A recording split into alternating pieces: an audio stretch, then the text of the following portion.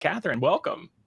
Thank you. Good morning. Good morning. That hold music was really nice. I like that. It was. I'm gonna read a quick bio here for you, but as I usually do, I feel like every time people read bios out loud, there's always a couple little things here missing in the bios. So I'm gonna encourage you to think about one or two things you'd like to share beyond the bio that people might not know about you. So Catherine Manning is the president of Blackbird, which provides training and consultation on empathy at work. She's the author of The Empathetic Workplace: 5 Steps to a Compassionate, Calm, and Confident Response to Trauma on the Job, and teaches at American University and in the Master's in Trauma-Informed Leadership program at Dominican University. Her work has been featured in the Harvard Business Review, Fast Company, Newsweek, CNBC, Business Insider, Thrive Global, and CEO World.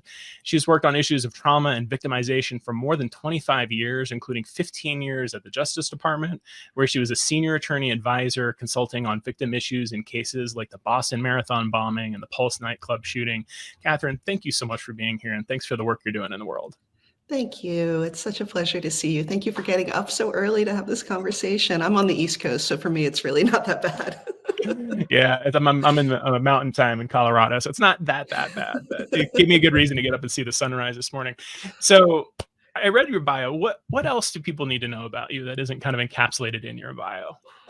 I think often what people will say to me is, so you're a lawyer, but your job is empathy. And like, how did that happen? Because for most people, that's kind of surprising. So let me just flesh that out a little bit, I guess. Yeah. I am a lawyer, but I'm a lawyer who has always worked with crime victims. I started off really back in college doing hotline work, domestic violence, rape crisis kind of work. It was that really pushed me to go to law school, because I felt like the ways people were being treated in the legal system, it wasn't really set up to protect the most vulnerable. And that's what made me really want to go to law school. And after law school, I ended up at DOJ, at the Justice Department here in DC. And my role was victims' rights, which meant that I would kind of help the department figure out how to support victims in cases, anything from fraud to terrorism to human trafficking. A couple of things started to become clear to me over the years. I was there for about 15 years, so it was a long time. One thing I started to realize was that people didn't need different things based on what they were a victim of. Like, it wasn't like the way you would support a victim of terrorism was that different from the way you would support a victim of human trafficking. Like, everybody needed a voice in the proceedings and what was happening to them. Everybody needed to feel heard. Everybody needed transparency and information. Everybody needed some help, like sometimes tangible monetary help or other kinds of support to get on their feet again. And then the other thing that I started to realize was that it wasn't just the victims in our cases who needed those things. It was all of us. It was my colleagues. It was my employees, my supervisors. It was me. And I realized these skills I had learned in how to support people through these really horrific life circumstances were also valuable in supporting a colleague whose father was dying or somebody who's going through a divorce. And I just started to understand that the ways we support people, in particular in those really difficult life moments, which we're all going to have, the ways we show up for people then have a lasting impact on their well-being, their healing, their ability to get through it, on our trust, like the ways that we interact with each other. I certainly feel closest to people who have stood by me in my hard moments. And then ultimately on our ability to do our jobs, because if we don't have trust of our colleagues, if we don't feel like we're getting support when we need it, we're not really engaged and thriving in the ways at work that we need to be. Mm-hmm. So that's, it was kind of that realization, and also in part sparked by Me Too in 2018, just seeing how these issues were showing up all over the place. That's when I started working on my book. And since then, since 2019, I've been kind of on my own doing training and consulting on these topics. Well, that's great. There's a lot there to unpack, but so much of what you're sharing seems to me to be kind of like almost like table stakes. We're talking about kind of like empathy, treating people like humans. Mm-hmm. Passionate and understanding that people are going through they're going through a lot. There's a lot to hold there. You mentioned your book, The Empathetic Workplace. Tell me a little bit about that. I'm kind of curious, like, where does empathy play a role within the workplace? Yeah, it's It's such a great question because I agree it is like table stakes. It seems like, of course, you're going to be kind to people when they're going through hard times. And yet, one of the things I saw in my work at DOJ and since then is as much as we want to be really compassionate and present and kind when people are going through a hard time, it's not easy to do. Like, particularly at work, I think we sort of panic a little bit. Like, we shut down, we freeze up, and a lot of that is just kind of the way that we're wired. I think we are hardwired for empathy, and sometimes that means that we get a little like contagion effect of the stress of the person that we're interacting with. Sometimes it's just hard to hear about stuff. And, another thing is, I think at work, often our knee-jerk reaction is, my job is to fix this, which in a lot of situations at work is great. Like, that's really, really effective. But when you're interacting with somebody who's really struggling, that's maybe not super effective. Like, just a quick story, there was a guy I was talking to who was the head of a team. He was the CTO of a big company. And one of his team members came to him and said, I need you to understand that I'm in the midst of a severe depression right now. And in fact, I'm suicidal. And what this CTO said to me was, my reaction was, well, this is my guy. Like, I'm responsible for him. I'm supposed to be taking care of him. And so he thought, I have to fix this. Like, I have to make it better for him. And so his response was, well, have you tried exercise? Which for somebody who's suicidal can come across as really blaming or minimizing, which is the opposite of what this man was trying to do. He didn't really know what to say.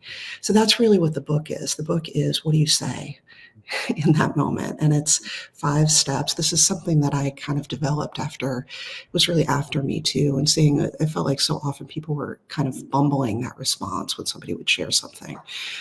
So to me, the 5 steps to an empathetic response to somebody sharing their story of trauma or distress at work are: 1, listen, which is active listening; 2, acknowledge, which is just letting them know you heard them. Thanks for sharing that. I had no idea. I'm sorry for everything you're going through.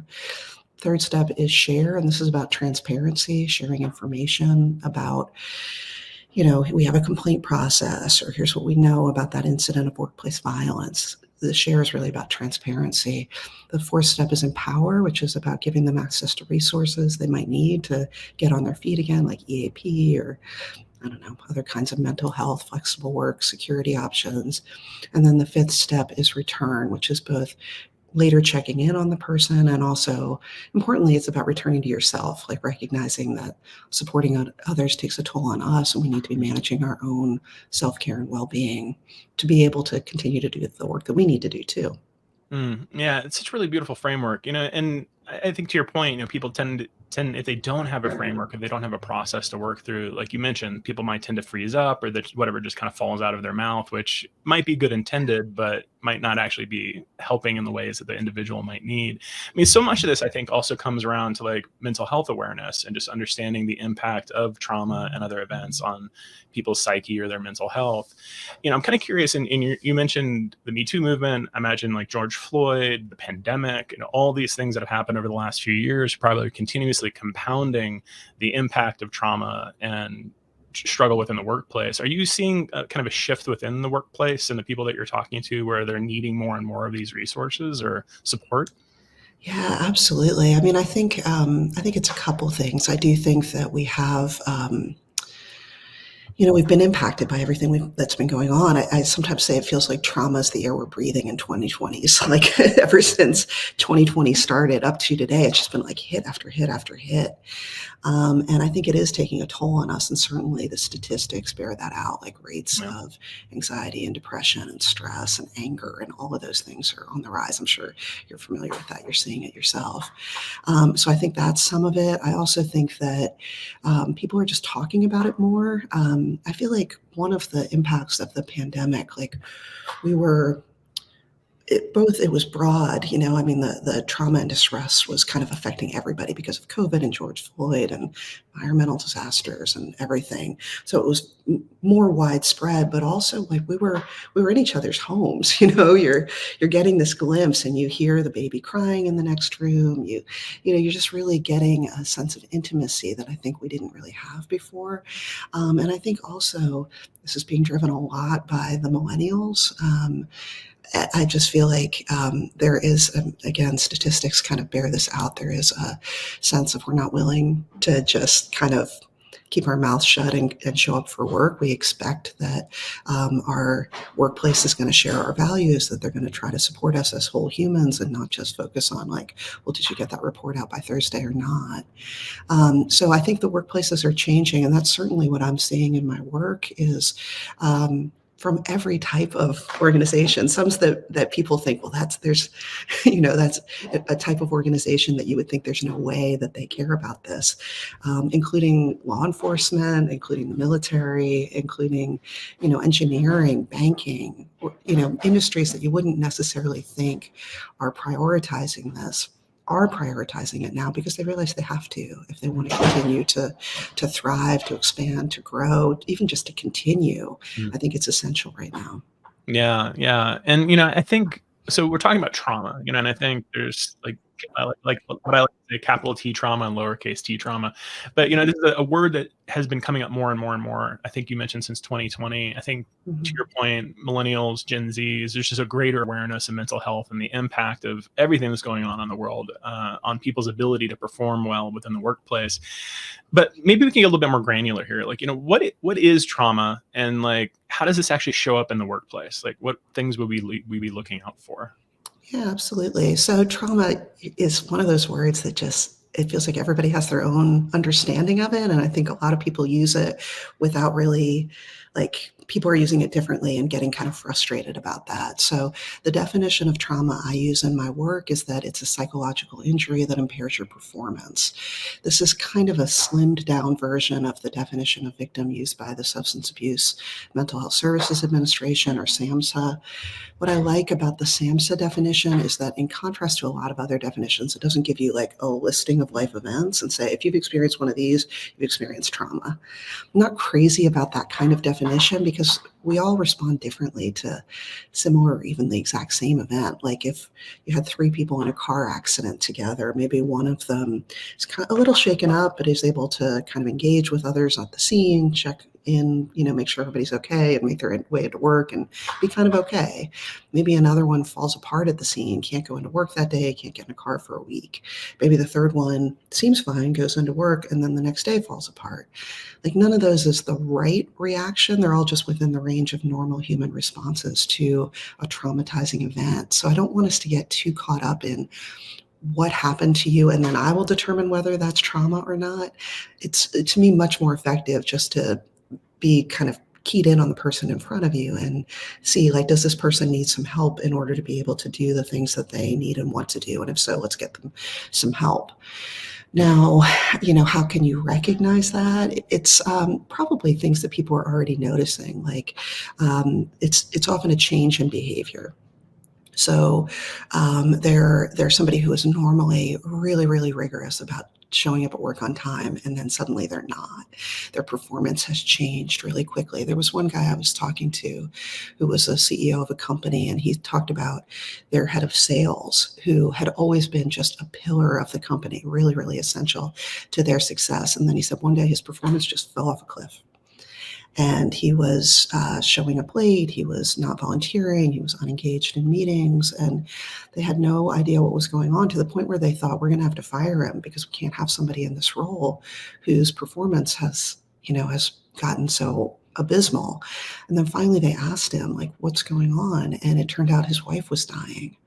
He hadn't wanted to bring it up at work because he thought my personal issues should be my personal issues, but that never really works, right? Like trauma isn't like a jacket that you can just hang up when it's time to go to work and now I'm ready. Like it affects everything we do. And so that's why I'm so grateful that they took the time to have that conversation with him. And that's often all that's needed. He just needed to be invited. Like, it's okay to open up. And then once he did that, his performance did a 180, just because he knew that they cared, right? Like, they did get supports around him. But even before that happened, just the fact that they checked in, that they expressed care of him, made a huge impact in his kind of willingness to be himself, to feel like he could be authentic in who he was in his workplace. Yeah, and what I hear and what you're sharing here too is maybe like a distinction between like treating somebody as a whole human versus like just a performance Yeah. improvement scenario. Hmm. And I wonder too, if that conversation may have happened earlier, would that have maybe alleviated some of the suffering a little earlier on for that individual? This I guess brings up a question for me, Catherine, and in terms of how you work with leaders within the workplace. Like, what are some of the tactics and some of the strategies that you help teach and inform on, so that people can get a better understanding of these impacts of trauma and how to actually address them? To me, a lot of it is being willing to have those conversations. So there's research that shows that psychological safety is highest on teams where managers check in with their direct reports at least once a week. So I think that's what everybody should be aiming for, is at least a weekly check-in. And that check-in, of course, it's on work matters too, but it's also on what else is going on with you. I remember talking with one empathetic leader, and she said, if I'm doing a 30-minute check-in, we might spend 25 minutes on all the stuff outside of work, because if we can get through that, then we can handle the work stuff in 5 minutes. That's not going to be hard. So aiming for those weekly check-ins. I also think it's worthwhile for teams to have an easy way for people to say that they're struggling without having to get into a lot of the detail of it. So I've seen teams where they say I'm above the line or below the line, meaning like I'm operating at a deficit right now. I've seen red light, green light, yellow light, or on a scale of 1 to 10. Sometimes people just need an easy way to say, I'm going to need a little extra space, a little extra grace today, without having to get into like that they were up all night fighting with their spouse or something like that. You just want to make it easy for people to kind of express a need for some help. I also think it's really, really important for leaders to be taking care of their own mental health, which is often the hardest part. I mean, I feel like every training I do, that becomes a part of it, is how are we taking care of ourselves? Because when you're a leader in the workplace, your demeanor, the ways that you show up at work, it affects everybody. You really have, it takes a toll on everybody. Even if you think that you're handling it all fine, they know it. They can see from the tenor of your responses, by the types of language that you use. They can tell if you're experiencing stress or burnout, and they're gonna get a contagion effect of it. So it's really, really important that leaders be managing their own self-care as well. And to help with that, I always feel like, like we do things every day to take care of our physical health, right? Like we brush our teeth, we try to eat healthy meals, all of those things. What are we doing every day to take care of our mental health? Do you have anything, 5 minutes a day, that you're devoting just to taking care of your mental health? It could be meditation. It could be, going for a run or playing the guitar. Like, there's a million different things that we can do, but try to build in time for that every day, because it really does pay dividends in terms of your own demeanor and well-being, and it affects your entire team.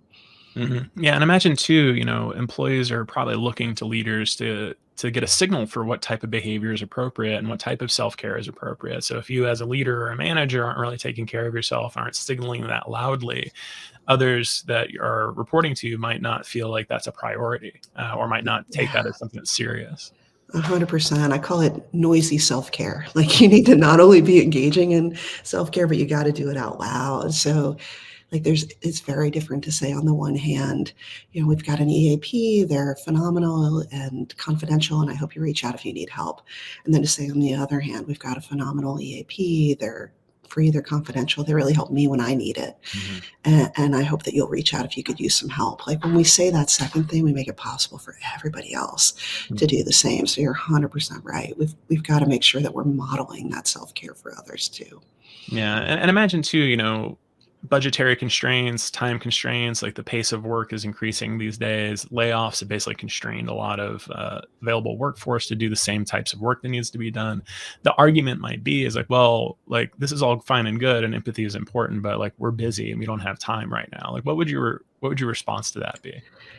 I feel like when you look at some of the engagement levels lately, like Gallup's most recent, State of the Global Workplace poll, the engagement levels are showing that we are not getting full work out of people.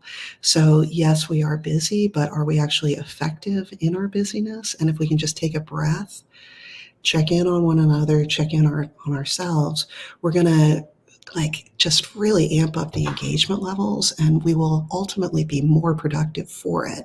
It's hard to get out of that busyness culture.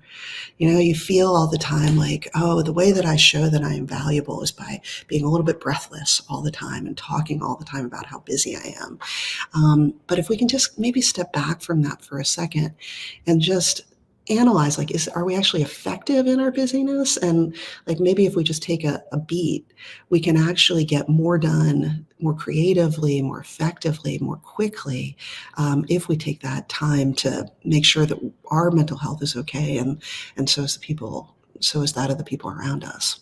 Mm-hmm. So I guess a question that comes up for me, and I've run into this a lot, both with my own experience in the workplace and then with friends of mine who maybe waited longer than they probably should have to get help, or maybe weren't able to identify that they needed help right away. So I guess the question that I have, and maybe this is both for leaders as well as for just colleagues and employees, is how do you advise, what do you advise that, if you see somebody that's struggling, but they aren't opening up about it, like, what do you do in the face of something like that? Yeah, it's hard. It's hard because it can affect the team culture and you worry about your colleague. The reality is we can never force somebody to open up if they're not ready. All we can do is continually make sure that they know that it is okay to open up. So do that easy check-in. It's a lot more natural if you already have a culture of doing that. So that's one of the reasons it's a good idea to have a culture of checking in on each other. Um, Even remotely, but certainly in person, just drop a quick, message to them like, hey, and then the key is factual. So you don't want to get into like, I've noticed you've seemed off. Because sometimes people will take that personally and they'll get upset. Instead, it's more just, hey, I noticed you were kind of quiet in staff meeting. Everything okay? Just thinking of you. Let me know if you'd like to go get a quick cup of coffee later. Maybe they'll take you up on it, maybe not. But even if they don't underestimate the value of that check-in, because often it can have an impact that you don't even see. And maybe later they'll come to you and open up. But even if they don't, just knowing that somebody cared enough to actually see them and check in can have a really incredible impact. Yeah, and imagine too, even if someone checks in, like on the individual, if they're struggling, there might be this threshold of like, well, I'm not struggling that much, or maybe nobody can really tell or notice that I'm struggling. So if somebody mentions like, hey, I noticed that there's something that's different and we want to be here and to support you, that might be enough of a catalyst for somebody to say, oh, maybe this is a bigger deal than I actually feel that it is. Perhaps I should actually get that help that's being offered. Yep, absolutely, absolutely. And I also let me make a quick plea to everybody that it really is okay to open up about the things that you're struggling with. I think I've certainly done this in my life. Well, I don't want to burden people. I don't want to put this on others. But having been on the other side of that, where people afterward will say to me, I'm so sorry that I burdened you with this, or I took all your time. I never feel like they took too much of my time. I feel grateful that they opened up. I feel closer to them because they were willing to be authentic with me.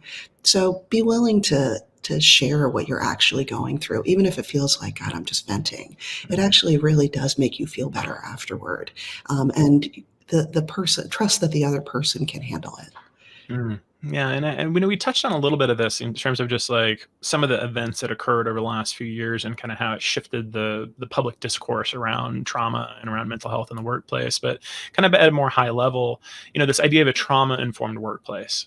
I think this is actually a relatively new concept that a lot of people probably haven't ever actually heard those words together. How have you actually seen this change over time? And where do you feel like this is maybe heading in the future?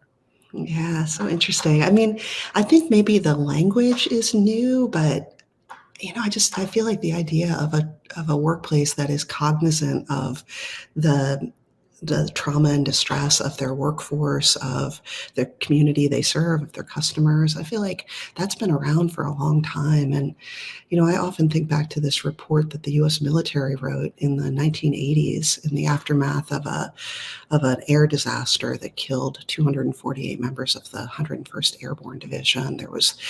This was December 1985, and the military did this big investigation and report on how that trauma affected mission readiness and unit cohesion, like people's ability to do their job. Did they come together? Did they fall apart?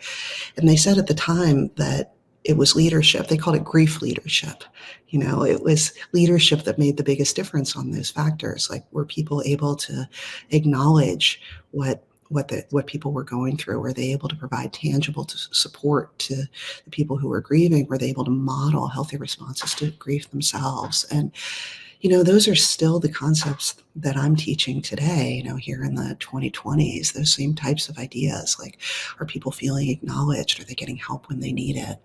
And the word trauma is one that sometimes people shy away from because they think trauma, like, you have to have been, either it's associated with sexual assault or combat, it's like where the word trauma leans on. And I don't care what language people use for it. My main concern is, are people acknowledging that there are people in their workforce who are going through a hard time, and are we showing up for them in the ways that they need to? And I do see that is happening more and more, in part because people are recognizing you can't have a workplace now without acknowledging that, without seeing it. I mean, it's always been there. Like, we've always worked with people who are dealing with addiction, domestic violence, with grief and loss. All of those things have always been in the workplace. But I think what's changed is now our willingness to discuss it, and frankly, our need to discuss it.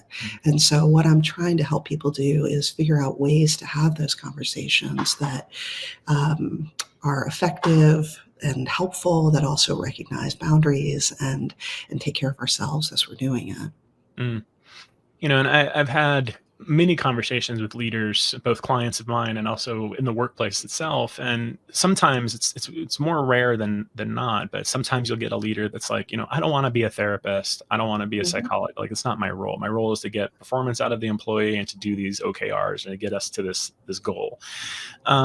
I guess the question I have here is, as you're working as a consultant and an educator and an author, what are some of the challenges that you see that organizations face or individual leaders face in terms of becoming more trauma aware or trauma informed and empathetic in the workplace? Yeah, I mean, I've certainly heard that before. And I mean, I don't want you to be your colleagues or your employees' therapist. Like, we don't have the skills for that. That's not appropriate for the workplace. To me, I really see this as kind of the EMT, mental health EMT. Like, you're the one on the scene, you see the problem, you provide some immediate support, you get them off to the experts. Like, you're not there to kind of talk through their childhood traumas or anything like that. Remember, it all comes back to, is there something that is affecting their ability to perform? And then let's get them the help that they need. And then in terms of like how to do it, I do agree that there are folks who feel like, gosh, I don't know if I'm going to do this effectively. I'm afraid I'm going to mess it up. And I actually, I love those folks. To me, those are some of the best people to work with, because what I hear under that is, I want to get better at it. And really, it's just, if you can just kind of work on listening and acknowledging what they've been through, just curb your impulse to fix it. Just say, that sounds really hard. How can I help? Honestly, you have done so much. And in terms of the impact on your workforce, like the trust that you're building, people's ability to get help when they need it, it's going to have a tremendous impact. So, I know that a lot of people feel like, oh, gosh, this isn't my job as a supervisor. But I mean, what the research shows, there was this fascinating study that Harvard Business school did, where they asked people, do you feel it is the manager's job to be concerned with their employees' mental health? And the majority of managers said, no, that's not my job, obviously. Like, I have another job. And the majority of the employees said, absolutely, that is central to their role. So whether you think it is your job or not, your employees think it's your job and they're expecting it of you. So it's worthwhile to spend a little time and effort to get comfortable with it, because it's going to make a difference, and certainly they're expecting it of you. Yeah, and I've read many different reports that say like leaders and managers have the most outsized impact on the well-being of an employee within a workplace, and potentially also their mental health. So to your point, even if this isn't something that is like, oh, this isn't in the remit of my job, this is definitely something that's a phenomenon within the workplace and is something that needs to be addressed. Absolutely. Absolutely. So, Catherine, I'm curious, if you were to kind of boil everything down, and if there's like one core message you wanted to make sure people take away from the work that you're doing and from the book, what would that be? I think it's essential for all of us to recognize that our job is to work with humans. Even if you're in IT, your job is the humans. And so we have to recognize that humans are going to have human experiences. Sometimes they're going to have harder times, harder days, harder months, harder years. And if we can figure out ways to help people thrive through those times, we're going to have a much more successful organization, a happier, healthier workforce. And frankly, it's better for us too. We'll feel stronger, happier, healthier ourselves. It's beautiful. So I've been asking this of all of the folks that I've been interviewing for the People Summit, and I'm curious your answer on this as well. What brings you hope for the future?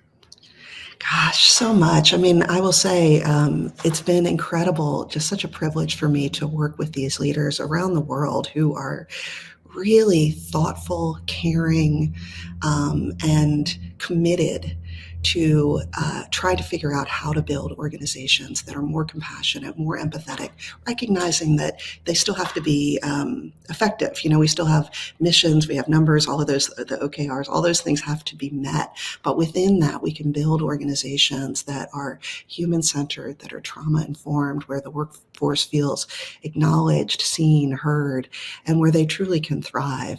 It is such a privilege for me. I've been so grateful to see the ways that people are moving the world in recent years.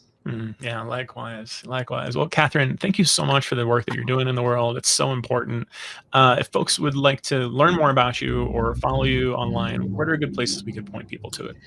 Yeah, the easiest is probably my website, katharinemanning.com. I on both on Instagram and Facebook, I'm at Empathetic Workplace. On LinkedIn, I'm Katharine Manning. Please reach out. I love talking about these issues, so please reach out anytime. I'd love to connect. Thanks so much. Well, thank you, Catherine, for being here. Thanks for being a part of the People Summit.